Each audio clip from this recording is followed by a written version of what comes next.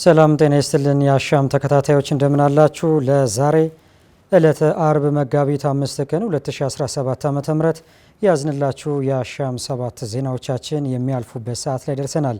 እኔ የዕለቱ ተረኛ አሳላፊ ሙሐመድ ንጉስ አብዱ አብሬያችሁ ቆይታ አደርጋለሁ። በቅድሚያም ርዕሰ ጉዳዮቹን በማስተዋወቅ እንጀምራለን። የፌዴራል መንግስቱ የትግራይ ታጣቂ ኃይሎችን ትጥቅ የማስፈታት ኃላፊነቱን በአግባቡ ባለመወጣቱ በትግራይ ውጥረት መንገሱን ኢዜማ ባወጣው መግለጫ አስታወቀ። በጦርነት የሚመጣ ሰላምም ሆነ የአገር አንድነት የለም ሲል የመላው ኢትዮጵያ አንድነት ድርጅት ፓርቲ ገለጸ። በገቢው ዘርፍ የሚደረገው የጸረ ሙስና ትግል የተቀናጀ ጥረት የሚጠይቅ መሆኑን የገቢዎች ሚኒስትር አይናለም ንጉሴ ተናገሩ። በደሴ ከተማ ተሰርቀው የተከማቹ የኤሌክትሪክ ቁሳቁሶች መገኘታቸውን የኢትዮጵያ ኤሌክትሪክ አገልግሎት አስታወቀ። ከውጭ በአሜሪካ ሙሐመድ ካሊን እንዲፈቱ የጠየቁ በርካታ ቁጥር ያላቸው ተቃዋሚዎች በፖሊስ ቁጥጥር ስር መዋላቸው ተገለጸ። ተመልካቾቻችን እነዚህንና የስፖርት ዜናዎቻችን ሰዓታቸው ጠብቀው ወደ እናንተ የሚደርሱ ይሆናል። አብራችሁን ቆዩ።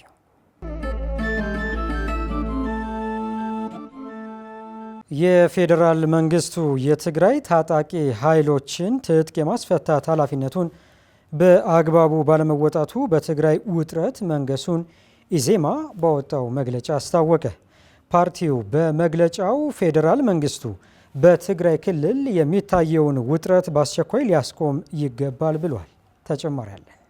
የኢትዮጵያ ዜጎች ለማህበራዊ ፍትህ ኢዜማ ከፕሪቶሪያው ስምምነት መፈጸም በኋላ አንጻራዊ ሰላም እየታየበት የነበረው የትግራይ ክልል ሁኔታ የፌዴራል መንግስቱ በፕሪቶሪያው ስምምነት መሰረት ታጣቂዎች ኃይሎችን ትጥቅ የማስፈታት ኃላፊነቱን በአግባቡ ባለመወጣቱ አካታች የሆነ ጊዜያዊ የሽግግር መንግስት አለመመስረቱን ተከትሎ ህወሓት የእርስ በርስ ፍትጊያ ውስጥ ገብቶ በትግራይ ክልል ውጥረት መንገሱን ማስገንዘቡ ባወጣው መግለጫ አስታውቋል። በእርግጥ ይህ ሁኔታ እንዳይፈጠር በመስጋት የፕሪቶሪያ ስምምነት በአግባቡ ተተግብሮ ዘላቂ ሰላም እንዲሰፍን ደጋግመን ያቀረብነውን ማሳሰቢያ ሳይሰማ በዝምታ ያለፈው ፌዴራል መንግስቱ አሁን ለተፈጠረው ቀውስ ድርሻውን መውሰድ እንዳለበት ሊያውቅ ይገባል ሲል ፓርቲው አስታውቋል። ኢዜማ በፓርቲው የውስጥ ጉዳይ ላይ የትኛውንም አስተያየት የመስጠት ፍላጎቱ የለውም ያለ ሲሆን ሆኖም በህወሓት ውስጥ የተፈጠረውን የውስጥ የስልጣን ሽኩቻ ተከትሎ በክልሉ ያሉ የታጠቁ ኃይሎች እየሄዱበት ያለው ግትር ግጭት ቀስቃሽ ህገወጥ እንቅስቃሴ ግን በጠቅላላው እንደ ሀገር በተለይ ደግሞ በትግራይ ክልል ውስጥ በሚገኙ ንጹሐን ዜጎች ላይ የሚያመጣውን ምጣኔ ሀብታዊ፣ ማህበራዊ ብሎም የሰላምና የደህንነት አስከፊ አደጋ በቅጡ እንረዳለን ያሳስበናልን ብሏል። ትግራይ ክልል አሁን ላለበት ውስብስብ ችግር የተዳረገው መሳሪያ ማንሳትን የተሻለ አማራጭ አድርጎ በሚወስደው ህወሓት የተነሳ መሆን እየታወቀ አሁንም የፓርቲው አመራሮች ምንም ሳይጸጸቱ ስልጣንን ጠቅልሎ በመያዝ ግብግብ ውስጥ ገብተው ለሌላ ዙር ግጭት የሚጋብዙ ከሆነ በተለይ በትግራይ ውስጥ ያሉ ዜጎች ሊረዱት የሚገባው መሰረታዊ ጉዳይ ይህ ስብስብ በምንም አይነት ሁኔታ ለማህበረሰቡ ጥቅም የቆመ እንዳልሆነ ነው ብሏል። በዚህ የፖለቲካ ስልጣን ጥምን ለማርካት በሚደረግ መገፋፋት ውስጥ ባለመሳተፍ እንዲሁም ግጭት የሚቀሰቅሰውን የትኛውም ኃይል በግልጽ በመቃወም የክልሉ ነዋሪ በአንጻራዊነት ያገኘውን ሰላም ሊያስጠብቅ ይገባል ሲል ፓርቲው መልእክቱን አስተላልፏል። ኢዜማ በመግለጫው በተግባር መሬት ላይ በግልጽ እንደሚታየው ጥቂት ግለሰቦች የዜጎች ሰላምና ደህንነት ሳያስጨንቃቸው የግል ስልጣን ለመጨበጥ ህገወጥ እንቅስቃሴ እያደረጉ መሆኑን ነው ብሏል። ስለዚህ ሰላም ወዳድ ዜጎች ሁሉ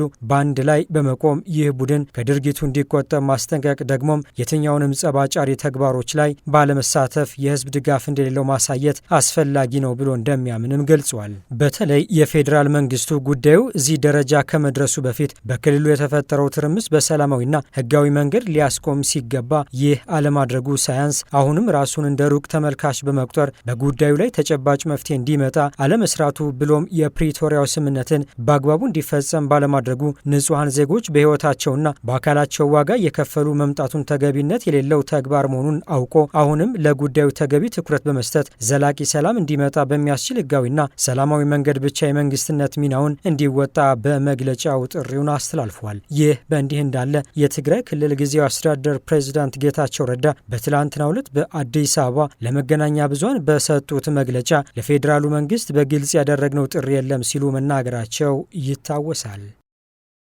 በጦርነት የሚመጣ ሰላምም ሆነ የሀገር አንድነት የለም ሲል የመላው ኢትዮጵያ አንድነት ድርጅት ፓርቲ ገለጸ። ፓርቲው በአማራ በትግራይና በኦሮሚያ ክልል ከጊዜ ወደ ጊዜ አድማሱን እያሰፋ በመጣው ግጭት የንጹሃን እልቂት እየተፈጸመ ነው ብሏል። መኢአድ ባወጣው አዲስ መግለጫ በተለያዩ አካባቢዎች በሃይማኖት መካከል ግጭትና ጦርነት ለመክፈት የሚደረገው ቅስቀሳ እንዲቆም ጠይቋል። ማህበረሰቡ ድርጊቱ ሆን ተብሎ የተቀነባበረ የሴራ ተግባር መሆኑን በመረዳት የዚህ ተግባር ተባባሪ እንዳይሆንና ሃይማኖቱን እንዲጠብቅ በመግለጫው አሳስቧል።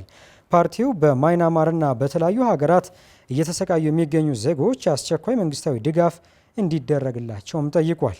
በሀገር ውስጥም ሆነ በውጭ ሀገር የሚሰደዱ ዜጎች ለሁሉም ድምፅ ልንሆናቸው ይገባል ያለው መኢአድ ወደ የመንና የሰላም ችግር ወዳለባቸው ሀገራት የሚሰደዱ ዜጎችን ሰቀቀን ለማስወገድ በጋራ መቆም እንደሚገባ ምክረ ሀሳቡን አቅርቧል። በገቢው ዘርፍ የሚደረገው የጸረ ሙስና ትግል የተቀናጀ ጥረት የሚጠይቅ መሆኑን የገቢዎች ሚኒስቴር አይናለም ንጉሴ ተናገሩ። የሚኒስቴር መስሪያ ቤቱ ኃላፊነት ቀረጥና ታክስ መሰብሰብ ብቻ ሳይሆን በስነ ምግባር የታነጸ አገልግሎት መስጠት ጭምር መሆኑን አያይዘው አንስተዋል። ሚኒስትሯ የገቢዎች ሚኒስቴርና የጉምሩክ ኮሚሽን ከፌዴራል የስነ ምግባርና ጸረ ሙስና ኮሚሽን ጋር በጋራ በመተባበር ስነ ምግባር ላይ ያተኮረ ስልጠና ለአመራሮቻቸው መስጠታቸውን ተከትሎ ነው በገቢው ዘርፍ የሚደረገው የጸረ ሙስና ትግል የተቀናጀ ጥረትን እንደሚጠይቅ ያመላከቱት። አያይዘውም የገቢዎች ሚኒስቴር ፍትሐዊና ግልጽ የሆነ የገቢ ስርዓት የሚፈጥር የኢኮኖሚ እድገትን የሚያጎላ ሀገራዊ ልማቶችን የመደገፍ ብሎም ሕዝብን ከድህነት የማላቀቅ ተልዕኮ ያለው መሆኑን ተናግረዋል። ሙስና የሕግ ወይም የአስተዳደር ፈተና ብቻ እንዳልሆነ አስቀድመው የተናገሩት ሚኒስትሯ የስነ ምግባር ክፍተቱ ለዲሞክራሲ፣ ለመልካም አስተዳደር ብሎም ለዘላቂ ልማት ማነቆ መሆኑን አብራርተዋል። በመጨረሻም በገቢው ዘርፍ የሚደረገው የጸረ ሙስና ትግል የተቀናጀ ስራ የሚጠይቅ በመሆኑ ከፌዴራሉ የስነ ምግባርና የጸረ ሙስና ኮሚሽን ጋር እንዲሁም ከሌሎች ተቋማት ጋር በቅንጅት እየተሰራ ስለመሆኑ በተደጋጋሚ መናገራቸው አሻም ከገቢዎች ሚኒስቴር ያገኘችው መረጃ አመላክቷል። በደሴ ከተማ ተሰርቀው የተከማቹ የኤሌክትሪክ ቁሳቁሶች መገኘታቸውን የኢትዮጵያ ኤሌክትሪክ አገልግሎት አስታወቀ። በስርቆት ተወስደው የተከማቹ በርካታ የኤሌክትሪክ መሰረተ ልማት ቁሳቁሶች መገኘታቸውን በአገልግሎቱ የደሴ ሪጅን ዳይሬክተር የሆኑት ሀብቱ አበበ ናቸው። እንደ ዳይሬክተሩ ገለጻ ከሆነ ተሰርቀው ተከማችተዋል የተባሉት የኤሌክትሪክ መሰረተ ልማት ቁሳቁሶች የተገኙት ከማህበረሰቡ በተደረገ ጥቆማ አማካኝነት ነው። በኤሌክትሪክ መሰረተ ልማት ላይ ስርቆት መፈጸም የአገልግሎት አሰጣጡን ከማስተጓጉሉም በላይ የቴሌኮሙኒኬሽንና የኤሌክትሪክ መሰረተ ልማት አውታሮችን ደህንነት ለመጠበቅ በወጣው አዋጅ አማካኝነት በሕግ እንደሚቀጣ የገለጹት ዳይሬክተሩ አዋጁን ጠቅሰው አስረድተዋል። የቴሌኮሙኒኬሽንና የኤሌክትሪክ መሰረተ ልማት አውታሮችን ደህንነት ለመጠበቅ የወጣው አዋጅ ቁጥር 464/1997 አንቀጽ 4 መሰረት በኤሌክትሪክና ቴሌኮም አውታሮች ላይ የስርቆት ተግባር የፈጸመ ማንኛውም አካል በሕግ ተጠያቂ ይሆናል ብለዋል። አያይዘውም ሆን ብሎ ጉዳት ያደረሰ አካልና አገልግሎቱ እንዲቋረጥ ያደረገ ማንኛውም ሰው አግባብ ባለው የወንጀል ሕግ ከ5 ዓመት እስከ 20 ዓመት በሚደርስ ጽኑ እስራት የሚቀጣበት የሕግ አግባብ መኖሩን ተናግረዋል። አገልግሎቱ በየአካባቢው የሚገኘው የህብረተሰብ ክፍልና የመንግስት አካል በኤሌክትሪክ መሰረተ ልማቶች ላይ የሚደርሰውን ማንኛውም ጉዳትና ስርቆት በጋራ እንዲከላከል ማሳሰቡን አሻም ከኢትዮጵያ ኤሌክትሪክ አገልግሎት ያገኘችው መረጃ ያመላክታል። ተመልካቾቻችን ዜናዎቻችን ቀጥለዋል። አሁን ደግሞ ከዓለም አቀፍ ወዳገኘነው ዘገባችን እናመራለን። በአሜሪካ መሐመድ ካሊን እንዲፈቱ የጠየቁ በርካታ ቁጥር ያላቸው ተቃዋሚዎች በፖሊስ ቁጥጥር ስር መዋላቸው ተገለጸ። ናትናኤል ብላይ ነው።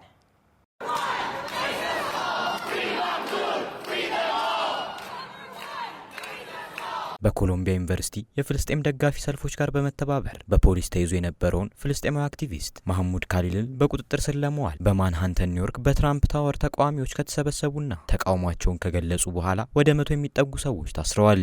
በአይሁዶች ድምጽ ለሰላም ያዘጋጀው ተቃውሞ የጀመረው ሰልፈኞች ቀይ ካናቴራ ለብሰው በእኛ ስም አይደለም አይሁዶች እስራኤልን ማስታጠቅ ታቁም የሚሉ መፈክሮችን በማሳየት ነበር። መሐሙድ ካሊል ነጻ ይውጣ እያሉ መደመጣቸውንም አልጀዚራ በዘገባው አስደምጧል። ይኸውን ተቃውሞ ተከትሎ 98 ሰዎች ተይዘዋል ሲል የኒውዮርክ ፖሊስ መምሪያ ገልጿል። የኒውዮርክ ፖሊስ ዲፓርትመንት ምንም አይነት ጉዳትና የንብረት ውድመት አለመኖሩንም አስታውቋል።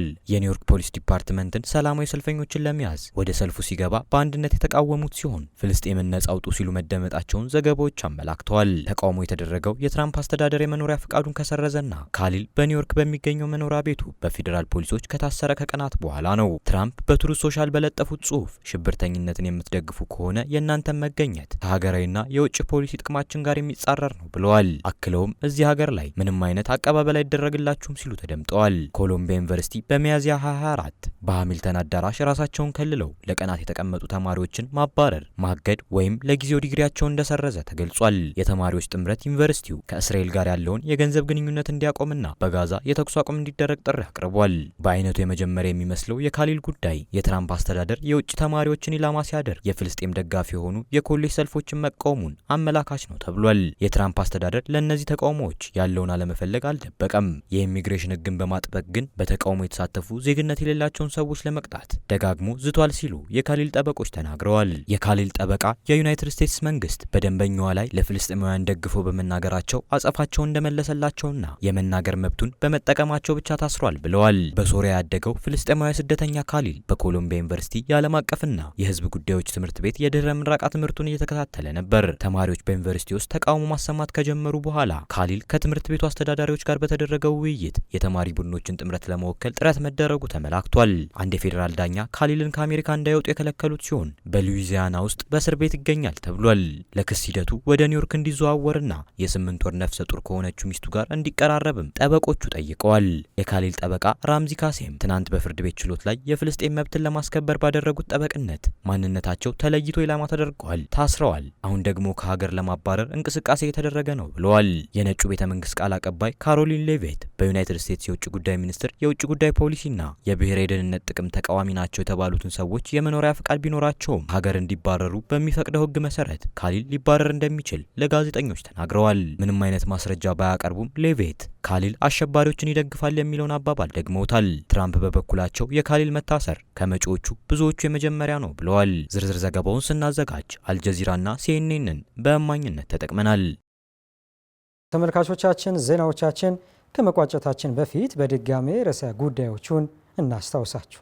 የፌዴራል መንግስቱ የትግራይ ታጣቂ ኃይሎችን ትጥቅ የማስፈታት ኃላፊነቱን በአግባቡ ባለመወጣቱ በትግራይ ውጥረት መንገሱን ኢዜማ ባወጣው መግለጫ አስታወቀ። በጦርነት የሚመጣ ሰላምም ሆነ የአገር አንድነት የለም ሲል የመላው ኢትዮጵያ አንድነት ድርጅት ፓርቲ ገለጸ። በገቢው ዘርፍ የሚደረገው የጸረ ሙስና ትግል የተቀናጀ ጥረት የሚጠይቅ መሆኑን የገቢዎች ሚኒስትር አይናለም ንጉሴ ተናገሩ። በደሴ ከተማ ተሰርቀው የተከማቹ የኤሌክትሪክ ቁሳቁሶች መገኘታቸውን የኢትዮጵያ ኤሌክትሪክ አገልግሎት አስታወቀ። ከውጭ በአሜሪካ ሙሐመድ ካሊን እንዲፈቱ የጠየቁ በርካታ ቁጥር ያላቸው ተቃዋሚዎች በፖሊስ ቁጥጥር ስር መዋላቸው ተገለጸ። ተመልካቾቻችን ለዛሬ ዕለተ አርብ መጋቢት 5 ቀን 2017 ዓ.ም ያዝንላችሁ የአሻም 7 ዜናዎቻችን በዚሁ ተቋጭተዋል። እኔ የዕለቱ ተረኛ አሳላፊ ሙሐመድ ንጉስ አብዱ አብሬያችሁ ቆይታ አድርጌያለሁ። ከአሻም ቴሌቪዥን የሚተላለፉ አዳዲስ ዜናዎችና ወቅታዊ መረጃዎችን ለማግኘት ሁሉም የማህበራዊ ትስስር ገጾቻችን መከታተል ትችላላችሁ። እነዚሁም ዩቲዩብ፣ ቲክቶክ፣ ፌስቡክ እና ቴሌግራም ይገኙበታል። ላይክ፣ ሼር፣ ሰብስክራይብ በማድረግ ደግሞ ወዳጅ እንድትሆኑ በዚሁ አጋጣሚ መግለጽ እንፈልጋለን።